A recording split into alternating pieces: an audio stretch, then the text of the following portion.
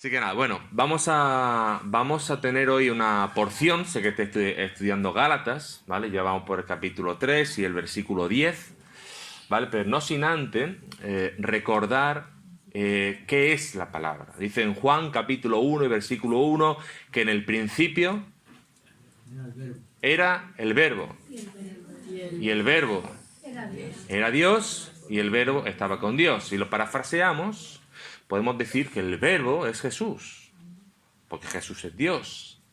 Por lo tanto, la palabra es Jesús. Así que cuando abrimos la palabra, Jesús nos habla.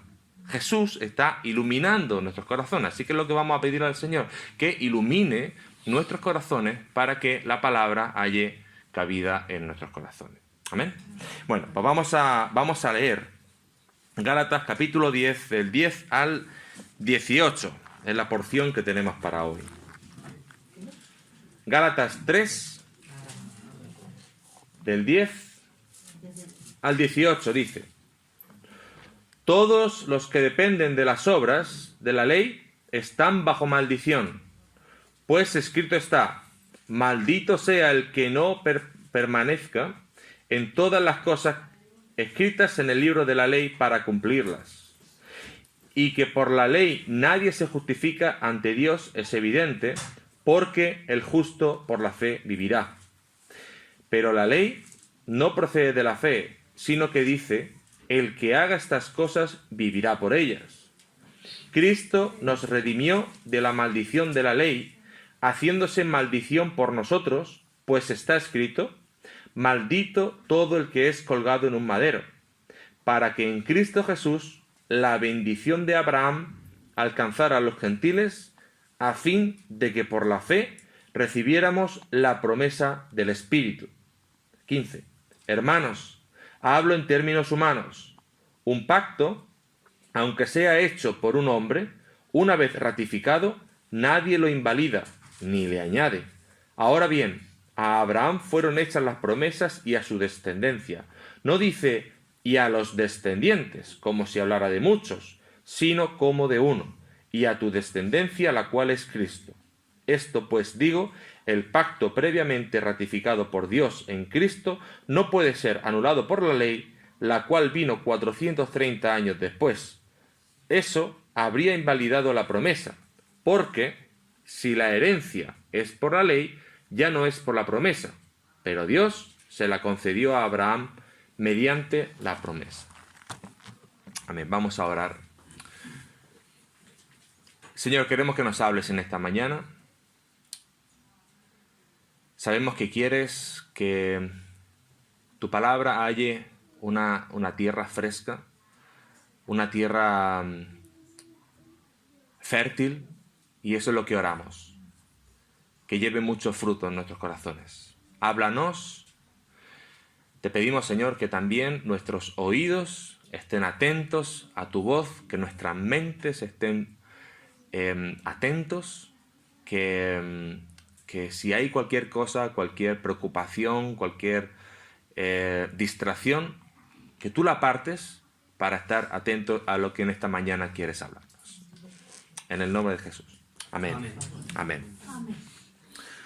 Bueno, como habéis estado escuchando varios domingos, lo que estaba pasando en Gálatas, en la iglesia de Galacia, lo que estaba ocurriendo era algo grave, porque suponía devaluar la obra de Cristo, y eso a Pablo le estaba doliendo en el corazón.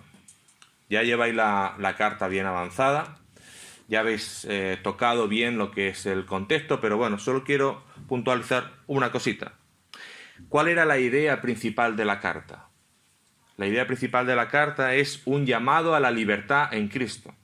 Aquí había un problema, ¿no? Había un problema con el tema de los judaizantes, y el llamado es no solo a la libertad en Cristo, sino que la iglesia que salga del legalismo judío, esas enseñanzas que desvirtuaban la obra de la cruz. Así que vamos ahí de llenos al pasaje. Bueno, me gusta ponerle títulos a los mensajes, ¿vale? Que esto va a ir ligado a todo el mensaje. El título es: o gracia o desgracia. Y esto que quede ahí bien marcado, ¿vale? Con el transcurrir de los siguientes versículos, que lo tengamos ahí en cuenta. O gracia o desgracia. Y al final entenderemos bien por qué este título. ¿Vale? Freddy, la semana pasada, terminó con el versículo 9, que dice: por tanto, aquellos que son de la fe son bendecidos con Abraham, el hombre de fe. Y Freddy, bueno, el mensaje, ¿no? el pasaje, termina con una bendición, termina en positivo, habla de la bendición que tiene de los que son de la fe, de los que ejercen la fe, y entonces llega el versículo 10. El versículo 10, aquí Pablo cambia el tono, ¿vale? O sea, lo mismo que explica en positivo, ahora lo explica de forma negativa. Una vez que habla de que la justicia nos llega por la fe, ahora expresa la misma verdad en forma negativa y es bastante más, o sea, digamos que mete con mayor intensidad, va a por estos judaizantes, ¿no? Estos judaizantes que estaban haciendo bastante daño a la iglesia, ¿no? Aquí hay un choque justo aquí en el 10. Y entonces, fíjate, dice, maldito. Ya no habla de bendición, ya habla justamente de maldición. Maldito todo aquel que no continuare en todas las cosas que están escritas en el libro de la ley para hacerlo. A ver, realmente no es un pasaje así que a priori es sencillo, ¿no? Hay otros pasajes y parábolas y hay otros pasajes que son más sencillos de explicar, pero aquí hay unos puntos que nos vamos a centrar y lo vamos a entender muy bien. Aquí lo que hace Pablo, hace un cierre a lo que ocurrió. Esto fue un mandato que el Señor le dio a su pueblo una vez que cruzó el río Jordán. Ahí lo que hace, reúne a su pueblo en dos montes, ¿vale? Ya hace años atrás.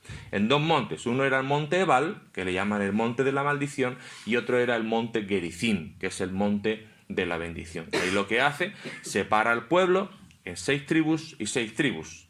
Ahí, bueno, os comento algo. En el 2018 hicimos un viaje por Israel. Fue algo, bueno, fue espectacular, ¿no? Porque pudimos alquilar un coche, ¿no? Y recorrimos todo el país.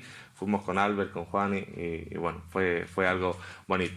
Y precisamente este monte fue el monte que nos faltó por ver. Sí, es un monte que está justo ahí al norte de Jerusalén, está en Nablus, está en Cisjordania, obviamente una zona un poco, bueno, no recomendable, ¿no? Para ir, a no ser que vayas con guías turísticos y todo eso, ¿no? Y bueno, queríamos ir, al final no pudimos ir, pero bueno, fue algo tremendo lo que pasó aquí, ¿vale? Fue algo muy simbólico. Imaginaos, la mitad del pueblo de Israel en una ladera que se llama el Monte Ebal, y gritaban a la otra, al otro monte, Gerizim, que está justo enfrente, ¿vale? Imaginaos todo el pueblo gritando, maldito el que no honrare a su padre y a su madre. Y todo el pueblo gritaba amén.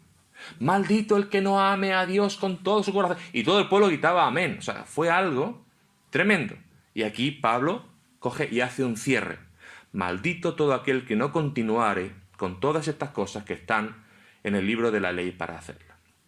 ¿Vale? Fue algo curioso, ¿no? Lo que pasó allí. Y Pablo ahora nos habla de esto, del tema del asunto de la ley. Pero fijaros que para hacernos una idea de qué fue lo que supuso la ley para el pueblo de Israel, supuso algo triste, algo difícil de llevar a cabo porque era ni más ni menos que imposible, ¿vale?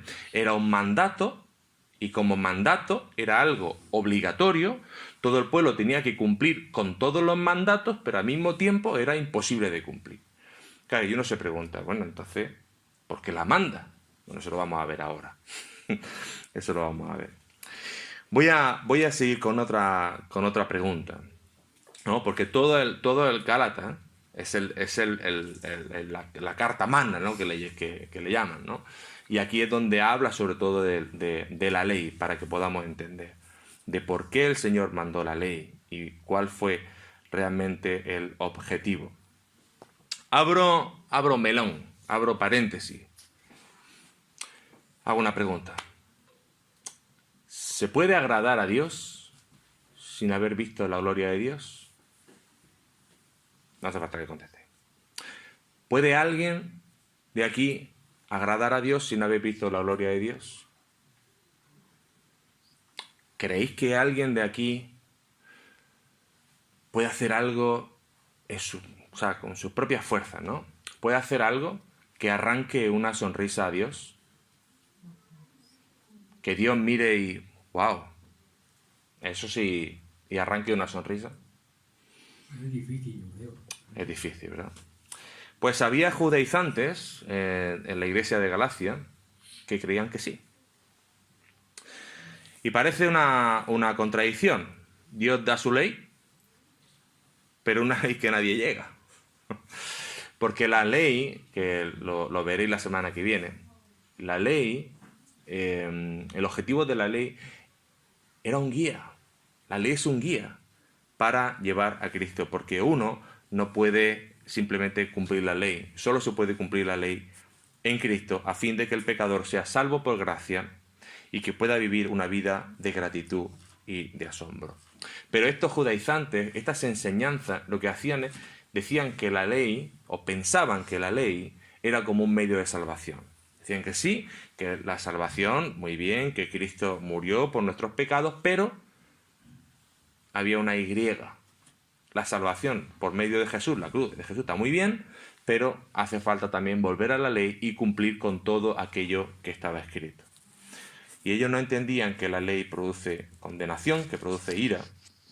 Y Pablo lo que hace es reforzar en tono fuerte y explicando de que la ley produce maldición y que produce ira. Y fijaos, si tenéis vuestra Biblia abierta, vamos al versículo 11. Y con el versículo lema de Habacuc, el justo vivirá por la fe, o el justo por la fe vivirá. Aquí lo que está resaltando es que la ley no tiene ningún poder para cambiar al hombre, no tiene ningún poder para corregir la tendencia pecaminosa del hombre, no puede destruir el poder que tiene el pecado en el hombre. Claro, entonces uno se pregunta, bueno, no ahora, porque ahora lo entendemos, pero en aquel entonces, ¿cómo uno entonces se puede salvar si no es por la ley? Pues solamente por la fe. El justo por la fe vivirá. Porque el hombre tiene un problema cuando nace. El hombre hereda una naturaleza de condenación. El hombre hereda una carne que es de ira. No hay justo ni aun uno. Todos hemos pecado. Todos estamos condenados. Ninguno alcanza. Las obras no alcanzan. De nada sirve intentar ser buena persona. No es suficiente. La observancia de la ley no es suficiente. No alcanza. Y Pablo está tratando de explicarle esto. Y realmente hubiera sido fácil para los gálatas, legalistas, simplemente prestar más atención a las Escrituras, escudriñar más las Escrituras y entender que ser buena persona no alcanza, que uno no puede salvarse por méritos propios. Eso de nada sirve. En tus propias fuerzas no puedes hacer nada. ¿Sabéis por qué? Porque el transgresor de la coma de una ley, de cualquier mandamiento, es culpable de haberla transgredido entera. Por lo tanto, ¿quién se salvará? No vale para nada, de nada sirve. Y lo sigue diciendo en el 12. ¿Vale?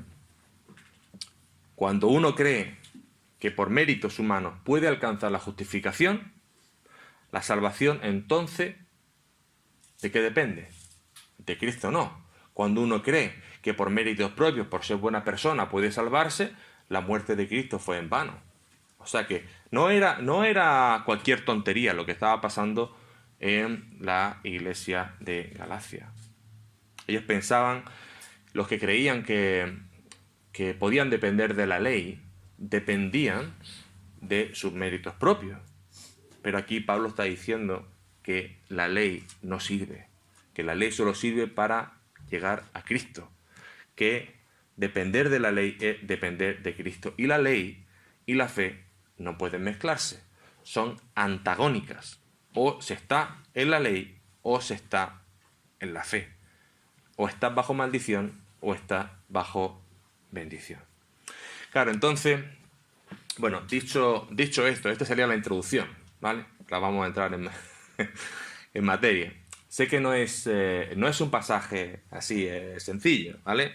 Fijaos que en el versículo 10, el 11, el 12 y el 13, 4 versículos correlativos, Pablo está haciendo mención al Antiguo Testamento. Hay 4 citas ahí en medio. O sea, no es algo que en cuestión de, no sé, media hora, 40 minutos solucionamos. Pero sí que podemos sacar varias cosas interesantes y que nos sirvan para entender. Entonces, llegado a este punto, ¿cómo puede hacer el hombre para ser salvo? Es un tema importante, ¿no? Claro, hay por ahí la historia, ¿no? Del carcelero de Filipo, ¿no? ¿Qué hará el hombre, no? Cree en el Señor Jesús. No, exactamente. No vamos a entrar ahí. Vamos a hacer la pregunta un poco más complicada, ¿no? ¿Qué puede hacer el hombre para ser salvo? ¿Qué puede hacer el hombre para ser justificado? A priori podríamos decir que nada. El hombre no puede hacer nada para salvarse, porque todo ya lo hizo el Señor. ¿Vale? Entonces, pero sí que puede responder en fe, ¿no? El hombre lo único que puede hacer es aceptar que es un pecador. Tenemos que aceptar que somos pecadores, que somos grandes pecadores, que esa es la herencia que tenemos. Aceptar que somos pecadores y arrepentirnos. Reconocer que nuestras obras no nos pueden salvar, que no sirve de nada ser bueno. Confiar en la cruz de Cristo y recibir el regalo de la obra de la cruz. Esas son las 4 cosas que podemos hacer. Simplemente responder en fe. Eso es lo que puede hacer el hombre para ser justificado.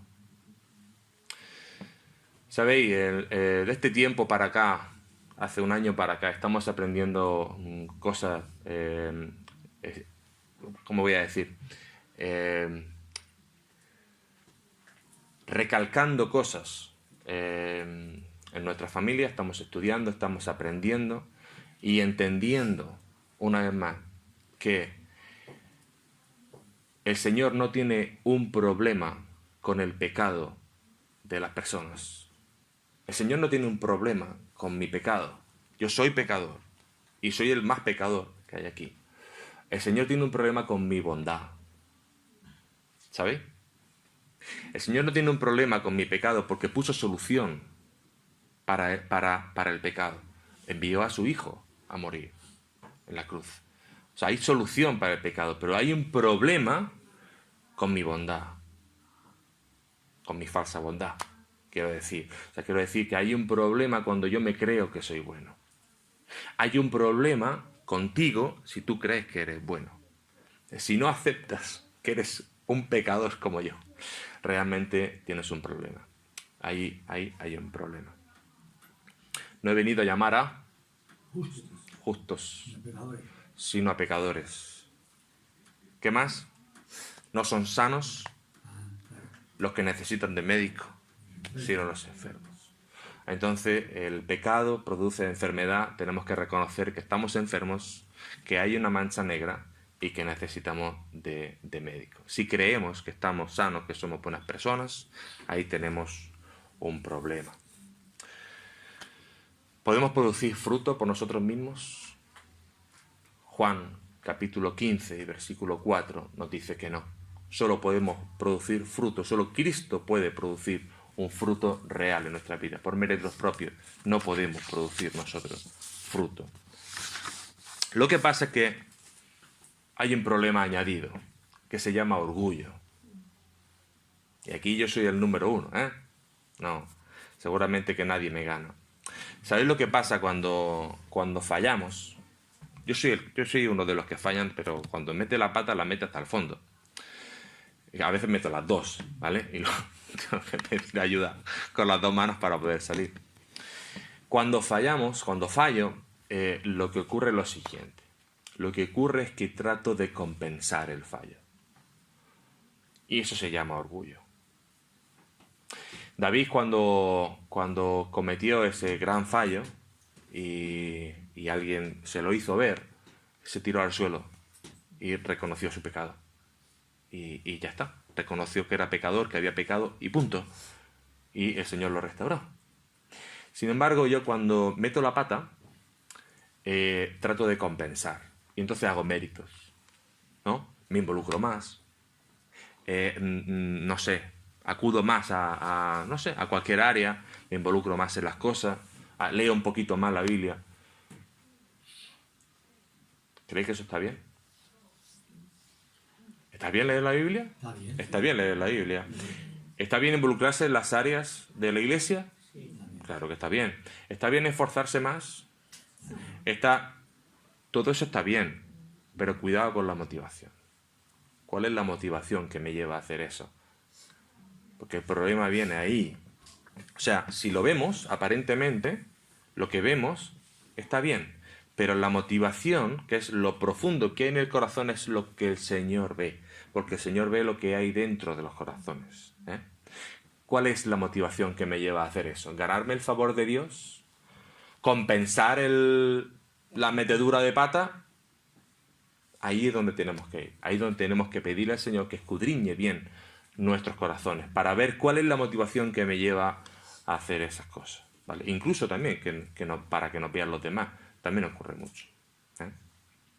Entonces, cuando intentamos ser buenas personas, o sea, estoy tratando de meterme en el pellejo de estos judaizantes, Cuando intentamos ser buenas personas, ¿qué ocurre? Pues que nos vamos a desilusionar. Jesús está continuamente diciéndonos que tenemos un problema, que por mucho que intentemos ser buenas personas, que eso no sirve. Que lo que sirve es reconocer que somos pecadores, que estamos perdidos, que estamos fuera. Y que tenemos un gran Salvador. Soy un gran pecador, pero tenemos un gran Salvador que me acepta tal y como soy y que me restaura, ¿vale? Entonces, estos legalistas que había en la iglesia de Galacia, lo que hacían es, decían que sí, que estaba muy bien, pero que probablemente pensaban que se podía compensar, ¿no? Cumpliendo con ciertas leyes, con ciertos mandatos. Os voy a decir una cosa. Al día de hoy, en las iglesias, hay muchos legalistas. Entre hermanos también hay legalistas. Y un método fácil de cómo reconocerlos es a través de, o sea, cuando un legalista está muy enfocado, o sea, o está muy, ¿cómo voy a decir? Sí, muy enfocado en un pecado concreto, probablemente sea porque tiene un problema. Tiene un problema y tiene una lucha con ese pecado, y lo que hace es, en vez de asumir que tiene un problema, lo que hace es proyectarlo a los demás. Igual que un padre o una madre, los padres también proyectan en sus hijos sus fracasos y proyectan en sus hijos sus frustraciones. A veces el legalista también hace eso. En vez de pedirle perdón al Señor y pedirle que restaure ese corazón, lo que hace es proyectar en otros ese pecado o esa lucha que tiene.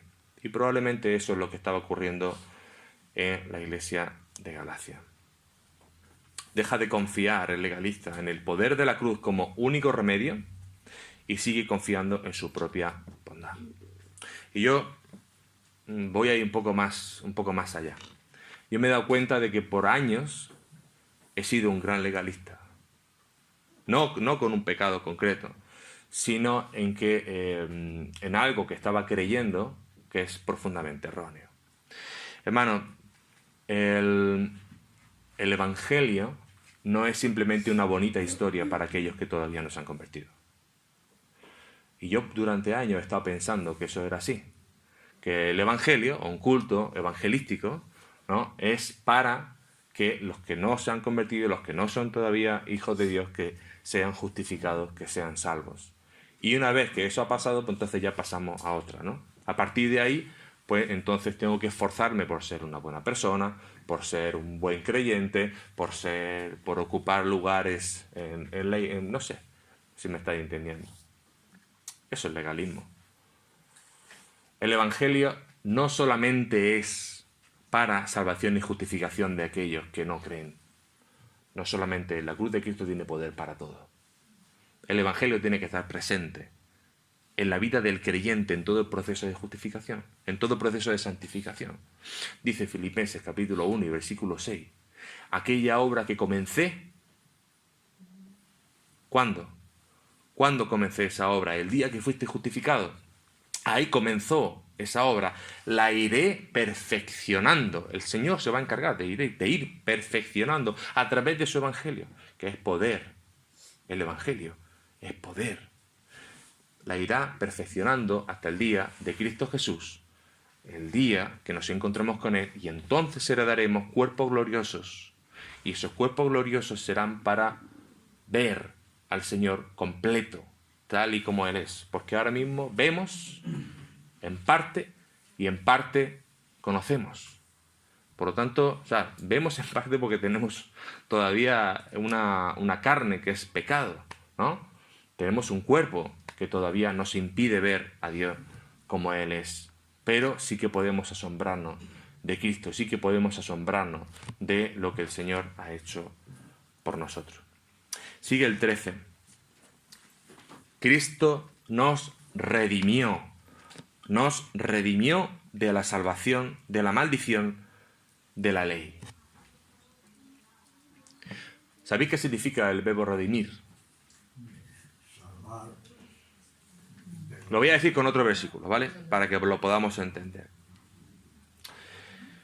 Cristo nos redimió de la sentencia de condenación que la ley pronunció sobre vosotros, sobre nosotros. Romanos 8.1. A ver qué dice Romanos 8.1. Si alguien lo puede leer. Romanos 8.1. Ahora pues, ninguna condenación hay para los que están en Cristo Jesús, los que no andan conforme a la carne, sino conforme al Espíritu. No hay condenación para los que están en Cristo Jesús. ¿Entendemos? Esto es lo que significa el versículo 13. Que Cristo nos redimió de la maldición de la ley. Nos redimió de la sentencia que pronunciaba la ley sobre nosotros. No hay condenación para aquellos que están en Cristo Jesús. Esto es ya, el colmo de los colmos. ¿Dónde habéis visto un juicio donde el veredicto se sepa con anterioridad? Solo hay este. El veredicto ya lo sabemos, que no hay condenación, hermano. No hay condenación para aquellos que estamos en Cristo Jesús. Es que es tremendo, es tremendo. La justicia viene por la fe en Cristo Jesús. Esa es la opinión que tiene nuestro Padre, el juez justo y verdadero, que le dice a su Hijo, tú eres mi Hijo amado. Y todos aquellos que están en Él, que han sido lavados con la sangre del Cordero, nos ve a través de su sangre y también nos dice, estoy satisfecho contigo, sin culpa, redimido, justo. Sigue en el 14. No sé si voy bien de tiempo, yo creo que sí, ¿no? Sí. Voy un poco rápido porque son versículos que tienen molla, ¿eh? Es que está bien. Vamos. Bueno, si no, pues si tenemos que hacer una paradita, la hacemos. Versículo 14. A fin de que la bendición de Abraham pudiese llegar a los gentiles en Jesucristo. O sea, la promesa fue entregada a Abraham directamente, como un testamento ratificado y vigente. Y la ley llega 430 años más tarde. La ley no llega al momento. La ley no es entregada a Abraham. La ley, muy posterior, fue entregada al pueblo de Israel no directamente a través de Dios. La entrega fue entregada a través de mediadores, fue entregada a través de ángeles. Así que Pablo está explicando claramente a la iglesia, a través de la carta, dos razones de peso para parar a aquellos que están predicando otro evangelio. Para parar a aquellos que están trayendo una doctrina que nada tiene que ver al evangelio predicado cuando en el primer viaje fue cuando instauró Pablo la iglesia. Si los gálatas hubieran escudriñado un poco más las escrituras, hubieran paralizado a estos que traen una doctrina diferente. Oseas 4:6 dice: mi pueblo perece por falta de conocimiento. Ese versículo es para subrayarlo a fuego. Mi pueblo perece por falta de conocimiento. Mi pueblo no tiene conocimiento de las Escrituras porque no invierte tiempo en estudiar las Escrituras. Y esto supone un problema. Y os voy a decir que yo, a lo largo de mi vida cristiana, si hubiera invertido más tiempo en conocer las Escrituras, me hubiera ahorrado muchos problemas. Y si el pueblo de Dios invirtiera el tiempo correcto en estudiar las Escrituras, no cabría nadie en la iglesia. ¿Entendemos? Porque van a venir momentos de duda, van a venir momentos de angustia, van a venir momentos de enfermedad, van a venir momentos de tristeza, van a venir momentos complicados. ¿Qué vamos a hacer, hermano? Si la palabra, el estudio de la palabra lo que hace es afianzar nuestra fe. Si no tenemos nuestra fe afianzada en Cristo, ¿qué vamos a hacer? Cuando vengan momentos de duda, de tristeza, de enfermedad, de cualquier cosa, nuestra mente se irá para otro lado. O nos quedaremos aislados en casa, o no sabremos qué tenemos que hacer. El estudio de las Escrituras es esencial. Tenemos que escudriñar, tenemos que pasar tiempo e invertir tiempo estudiando la palabra de Dios. Por otro motivo más. Tenemos un problema añadido. Estoy hablando en negativo, ¿no? Pablo empieza en positivo. En positivo acabaste tú acabaste bien. Yo empiezo en negativo, pero tranquilos que hay una esperanza, ¿vale? Vamos a acabar el mensaje mejor de lo que empezamos. Empezamos con maldición, pero vamos a ver que después hay esperanza, ¿vale? Tenemos un problema añadido. ¿Sabéis cuál es? Está aquí. Tu corazón. Engañoso es el corazón. ¿Cuánto? Más que todas las cosas. Más que todas las cosas. ¿Sabe? ¿Lo parafraseo? Hermano, lo más probable es que estés viviendo engañado. Lo más probable, estoy hablando a mis hermanos, amigos, todos los que estamos aquí. Lo más probable es que tu vida estés viviendo engañado, que estés siendo engañado por tu propio corazón. Necesitamos la palabra de Dios, porque ella es luz, es una lámpara. Lámpara es a mis pies, tu palabra, lumbrera a mi caminar. Parece que está todo ahí. Lo sabemos, ¿eh? Veo que estamos bien. Lo sabemos. Aboli no subrayado. Necesitamos conocer las Escrituras para saber cuál es el siguiente paso. Para no tropezar. Porque la vida está llena de piedra y podemos tropezar. ¿Sí? Seguimos. Vamos con el 15. Ahí nos habla de un testamento, de un pacto humano, ¿vale? Aquí Pablo hace referencia a un testamento para hacerles entender a su auditorio, a los lectores de la carta, que un testamento no se puede modificar, no se puede ampliar, no se puede cancelar. ¿Sabemos todo lo que es un testamento? Sí, ¿no? Bueno. Un testamento es algo que se ratifica. Y aquí, en el 16 y el 17, habla de una promesa en forma de testamento ratificada a Cristo. Una promesa que Dios le da a Abraham y en forma de testamento que no puede anularse, ni modificarse, ni ampliarse, en forma de testamento se la ratifica a Cristo. Aquí en el 16 y el 17 nos habla de la simiente. Esto es muy largo, simplemente lo resumo en una frase, ¿vale? La simiente hace referencia a la descendencia, ¿vale? Habla en singular, no habla de que la promesa fue para los descendientes en plural de Abraham, no, fue para su descendencia en singular, y la descendencia es Cristo, y para todos los que están en Cristo. En ti serán benditas todas las naciones de la tierra. O sea, la descendencia de Abraham es Cristo y todos, en plural, los que están en Cristo. Esto es lo que quiere decir el 16 y el 17. No es poca cosa. Entonces ya llegamos al 18, donde Pablo nos habla de una herencia. Fijaos, testamento, una promesa, una herencia. Ya ha cambiado el tono. Ya no estamos hablando de maldición. Estamos hablando de un testamento. Fijaos, simplemente tenemos que pensar que nuestros nombres, o que alguien ha hecho un testamento con una herencia y ha puesto nuestro nombre ahí, ¿no? Eso es como el sueño, ¿no? del que no juega a la lotería, pero puede ser que tenga un tío por ahí y que su nombre lo haya puesto y que vaya a heredar, ¿no? Grandes propiedades o qué sé yo. Nosotros no jugamos a la lotería, pero tampoco tenemos un tío en...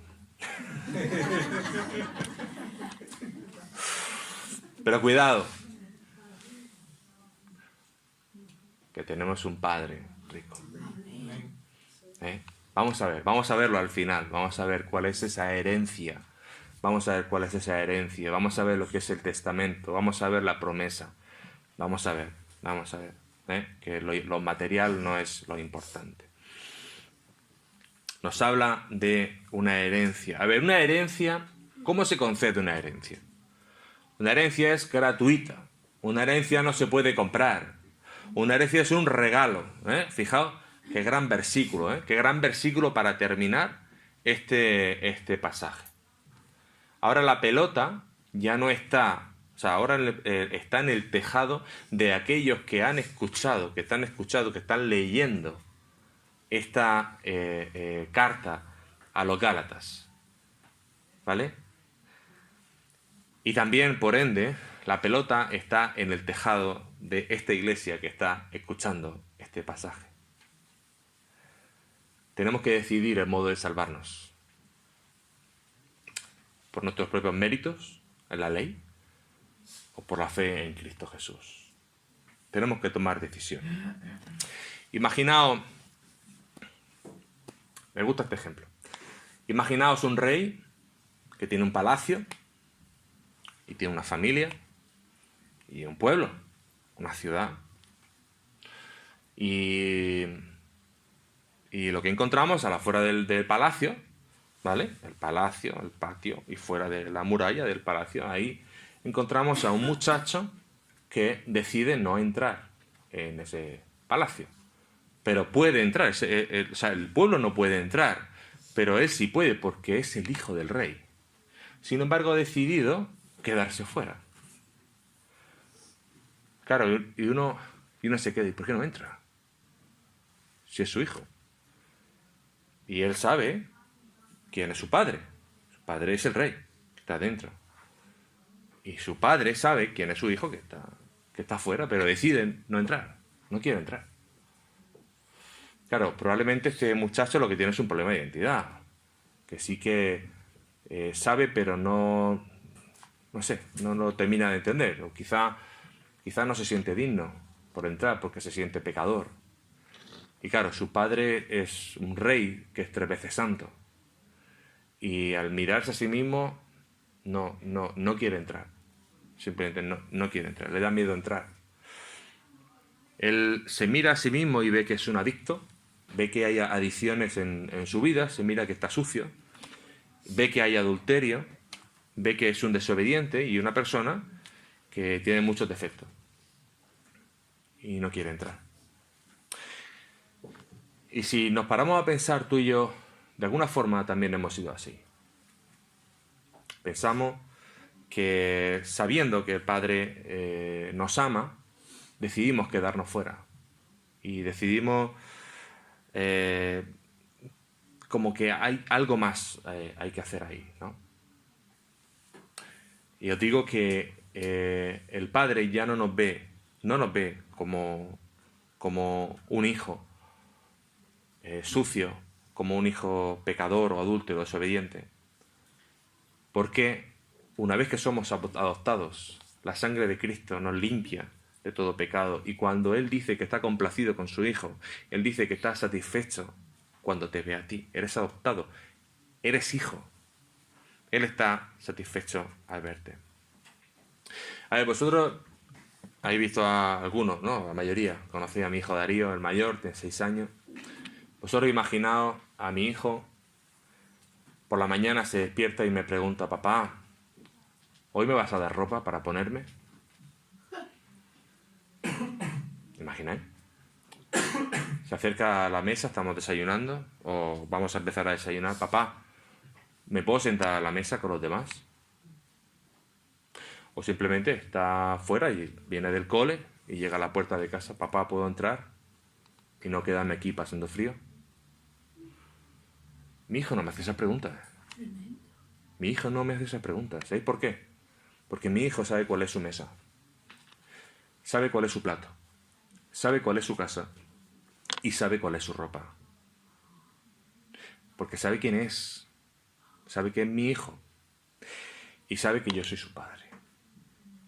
¿Entendemos la idea? Él tiene claro cuál es su identidad. Así que, hermanos, si tú ya has sido justificado y estás en el proceso de santificación, sigue siendo un pecador. La buena noticia es que sigue siendo un pecador como yo. Yo soy el primer pecador. Pero justificado en Cristo. ¿Sigo pecando? Sigo pecando. ¿Me sigo equivocando? Mucho. No podía imaginar cuánto. Pero soy justificado en Cristo. Ya no hay condenación. Ya no hay condenación. Ya he recibido el veredicto del juicio. Eso es para mí. Y para todo aquel que está en Cristo. ¿Sigo con mis adicciones? Sí. Sigo con mis adicciones. El Señor me está santificando. Y está trabajando en mi vida. Y he sido aceptado en Cristo. ¿Sigo siendo un adúltero? Sí. Cada vez que no pongo a Dios en el lugar que le corresponde, estoy adulterando. Y el Señor está trabajando en mi vida. ¿Y sabéis qué? Soy perdonado. Y tú también eres perdonado. Sí, le pides perdón, claro. El Padre me ama y el Padre me perdona. ¿Sigo siendo un desobediente? Sí. Pero en Cristo soy amado y aceptado. Mas Dios muestra su amor para con nosotros,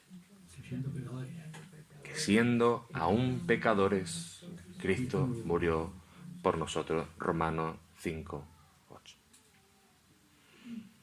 ¿Nos ama Dios? ¿Nos ama? El pacto de Dios con Abraham fue un pacto de gracia, un pacto a través de una promesa. ¿Qué puede hacer el hombre con ese pacto? ¿Qué mérito tiene el hombre aquí, en ese pacto? Ninguno. Ninguno. O lo coges o lo dejas, pero no podemos hacer nada por nuestras propias fuerzas.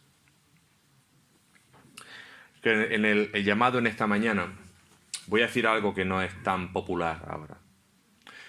El llamado en esta mañana es a examinar nuestra fe para ver si nuestra fe es genuina o no.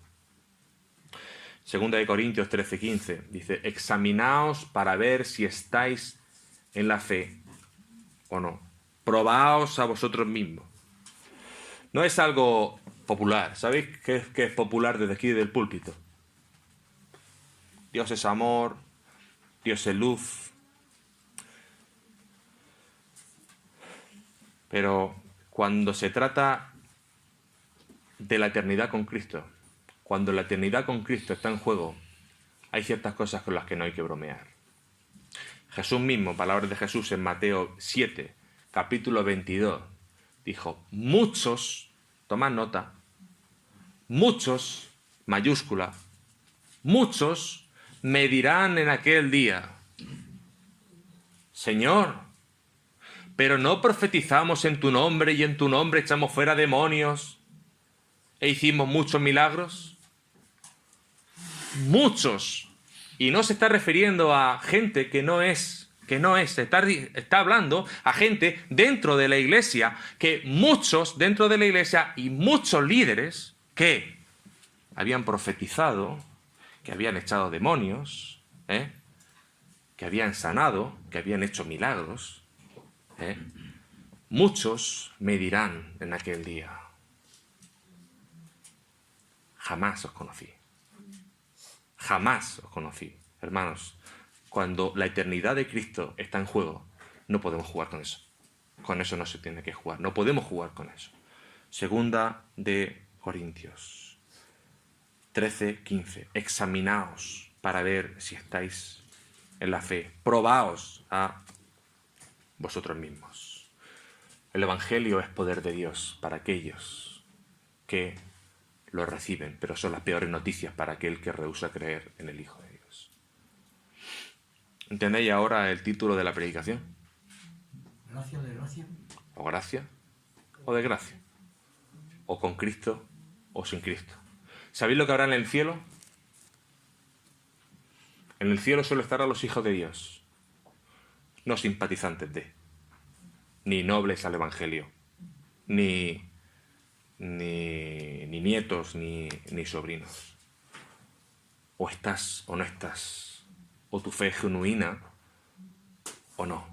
O eres hijo o no. Vamos terminando. La herencia. Testamento, promesa, herencia. ¿Qué es la herencia de Dios? A ver, hermano, la herencia misma de Dios. O sea, simplemente por un momento trata de imaginar, o sea, todo lo que el mundo quiere, todo lo que el mundo desea, todo lo que el mundo anhela, los anhelos más profundos que hay en tu corazón, los deseos más profundos. O sea, todo lo que el mundo anhela y mucho más es lo que Dios tiene para darte. Es lo que Dios tiene y quiere compartir contigo. Y lo puede hacer a través de su Hijo Jesucristo. Si estás con Cristo, todo eso es para ti. La herencia es Dios mismo para ti. Dios mismo es el mejor regalo. No hay nada mejor que Él. Esa es la herencia que Él nos creó, nos salvó, nos está justificando, nos está santificando y un día nos glorificará. Es tremendo, ¿eh? Es tremendo lo que Dios tiene. Grandes cosas tiene el Señor para aquellos que están con Él. Y un día ese gozo será completo, pero hasta entonces recordemos estas palabras de Jesús. Estas cosas os he hablado para que mi gozo esté en vosotros y que sea perfecto. ¿Quién nos puede dar algo mejor, hermano? Nadie. Pues al único que puede darnos un gozo sin igual, aquel que lo merece todo, al único y sabio Dios, por medio de nuestro Señor Jesucristo. A Él sea la gloria. Amén.